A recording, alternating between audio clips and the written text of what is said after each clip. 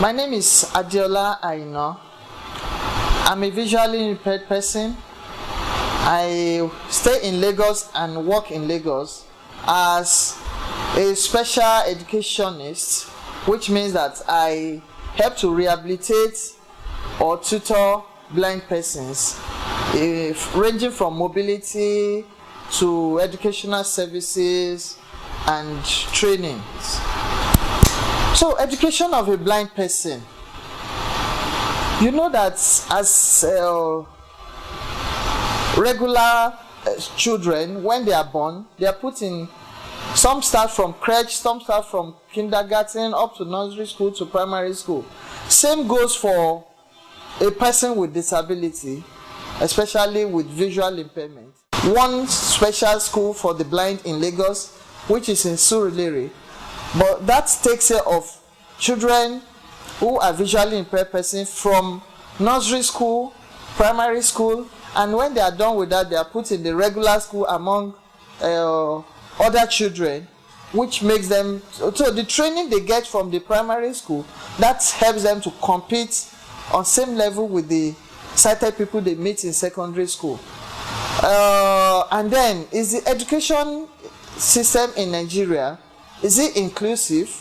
I would say no, because of the challenges that we have, which range from the fact that you can imagine that over 20 million persons live in Lagos State, and among the 20 million, I can say like 100,000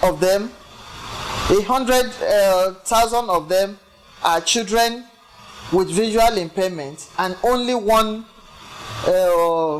school for the blind is found in Lagos State. So how do they access education? The educational system for a blind person is not inclusive because we don't have enough schools to cater for their needs. Even the school that we have, the teachers are not trained sufficiently, and they are not even retrained to be able to give the special needs to these children that we talk about.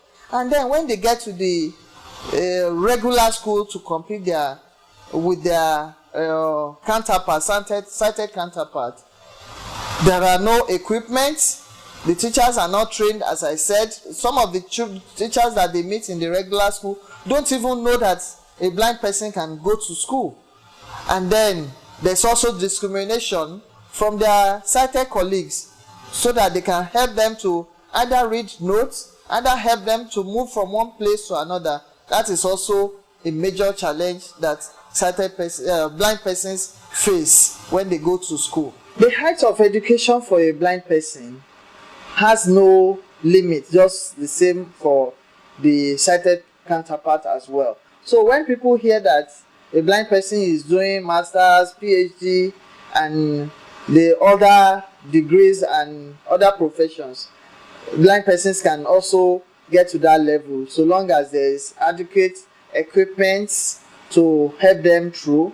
And this equipment that I'm talking about range from, let's say you have a computer system with a speech enabled device, and you have your phone, you have your internet, and you can access your materials either from the electronic device that's making it up from the internet, or you get it from your library. If your library is connected, you can access their e-materials. You will do your research, you will do whatever you want with your speech enabled computer. Blind persons can also access their materials through the raised form of dot, which is called braille, that they use their fingers to trace. Also, a blind person, as a blind person that I am, I have experience too, because when I was in school, I had my own challenge. Like when I was in the secondary school, the teachers could not teach us mathematics because they don't know how to take care of us.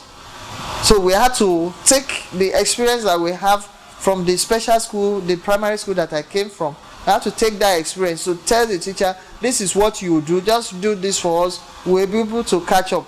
And to the glory of God, when I was writing my junior WAEC, at least I scored a C in maths. And I know several of my sighted counterparts who scored P. I think it's P at that time they call it. So, but to the glory of God, I was able to stay through. My advice for persons who are visually impaired like me is that whether you were born with it or you got it alongside either in your educational level or even at your career level, is that you should not be depressed. There's always light at the end of the tunnel for everybody. All you need to do is to seek information. Ask where you can get help. We have several training centers, vocational training center.